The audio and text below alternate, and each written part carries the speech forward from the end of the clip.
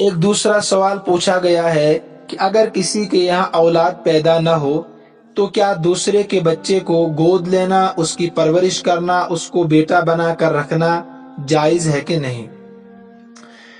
دیکھیے، اللہ پاک نے دنیا کی جو نعمتیں ہیں وہ انسانوں کے درمیان تقسیم کر کے رکھ دی ہے۔ انہی نعمتوں میں سے ایک بہت بڑی نعمت اولاد کی نعمت بھی ہے۔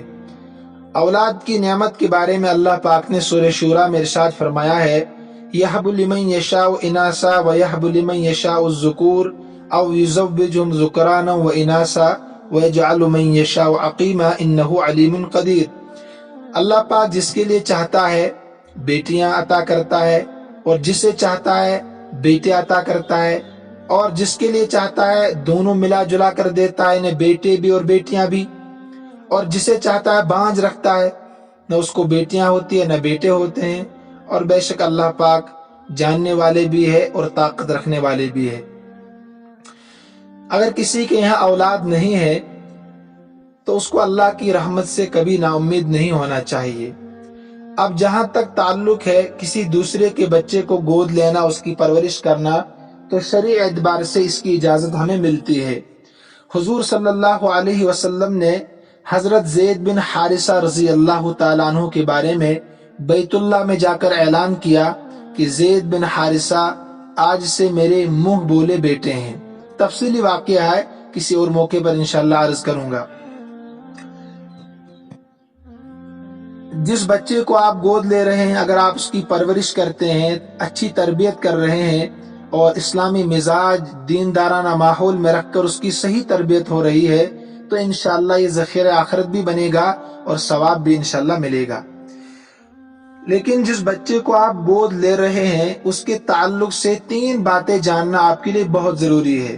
3 باتوں کا خیال رکھنا ضروری ہے، تب جا کر کسی دوسرے کے بچے کو آپ گود لے سکتے ہیں۔ پہلی بات تو یہ ہے، جس بچے یا بچی کو آپ گود لے رہے ہیں، منہ بولا بیٹا قرار دے رہے ہیں،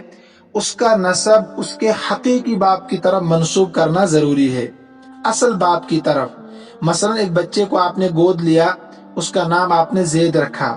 اس کے اصل باپ کا نام راشد ہے، تو اب آپ زید بن راشد کہیں گے بھی اور لکھیں گے بھی، زید بن راشد، اصل باپ کی طرف اس کا نسب منسوب کرنا ضروری ہے۔ ابتدا اسلام میں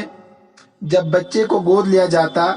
تو اس کو اپنی طرف منسوب کرتے تھے نسب کے اعتبار سے، اس کے باپ اصل جو ہے اس کو چھپا کر رکھا جاتا تھا، بچے کو پتہ نہیں ہوتا تھا کہ میرا اصل باپ کون ہے۔ قرآن کریم میں سورہ احزاب آیت نمبر 5 میں اللہ پاک نے اس کا تذکرہ کیا ہے کہ جن کو تم گود لیتے ہو وہ تمہارے حقیقی بیٹے نہیں ہیں، ذالکم قولکم بافواہکم، یہ تمہاری زبانیں باتیں ہیں، صرف ان کے اصل باپوں کی طرف تم ان کو منسوب کرو، نسب میں اصل باپ کی طرف منسوب کرو۔ اب اگر کوئی اجنبی بچہ آپ نے گود لیا، اس کا نسب آپ کو معلوم نہیں ہے، تو تمہارے دینی بھائی اور تمہارے دوست ہے، لیکن اگر باپ معلوم ہے تو اصل باپ کی طرف نسب کرنا ضروری ہے، یہ گناہ ہے نسب کا چھپانا۔ دوسری بات یہ کہ وراثت میں اس کا حق حقیقی بیٹے اور حقیقی بیٹے کی طرح سمجھنا، یعنی وہ حقیقی بیٹا اور حقیقی بیٹی تو نہیں ہے، لہذا وراثت میں بھی ان کا حق حقیقی بیٹے یا حقیقی بیٹی کی طرح نہیں ہوگا۔ آپ وصیت کر سکتے ہیں تہائی مال کی 1/3 کی، لیکن حقیقی بیٹے اور حقیقی بیٹی کی طرح وراثت کا حقدار ان کو سمجھنا یہ بھی جائز نہیں ہے۔ نمبر 3، بالغ ہونے کے بعد گود لینے والے مرد یا عورت کا اس بچے اور اس بچی سے شرعی پردہ کرنا ضروری ہے، شرعی پردہ کرنا ضروری ہے، اس لیے کہ اب وہ بالغ ہو چکے ہیں، وہ اجنبی لڑکا اور لڑکی بن گئے، تو ان دونوں سے پردہ کرنا شرعی طور پر ضروری ہے۔ اب ایک سوال پیدا ہوتا ہے، پہلی 2 چیزیں تو آسان ہیں، انہیں حقیقی طور پر ان کے حقیقی باپ کی طرف نسب منسوب کرنا، اصل باپ کی طرف نسب منسوب کرنا، یہ بھی آسان ہے،